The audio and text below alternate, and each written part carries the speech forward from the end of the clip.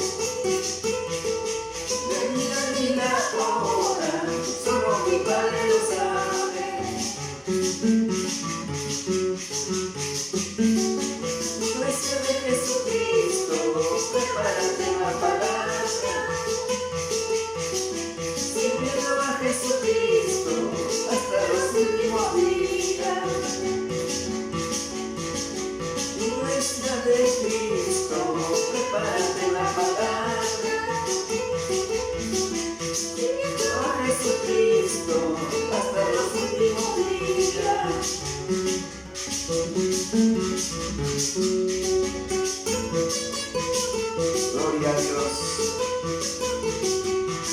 Amada iglesia, el pecado se multiplica, la maldad cada día es peor.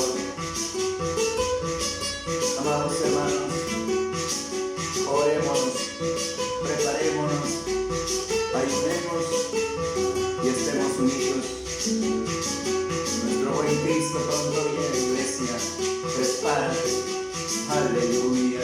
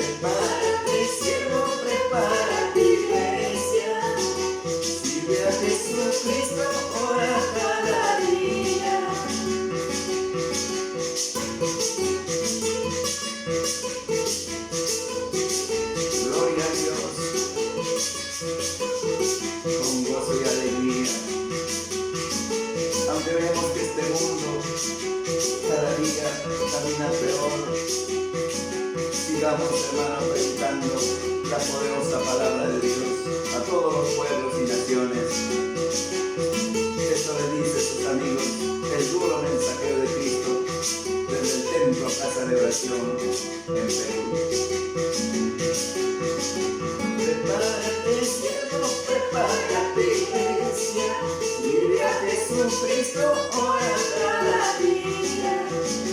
Prepárate, siervo, prepárate, iglesia, vive a Jesucristo, ora cada día.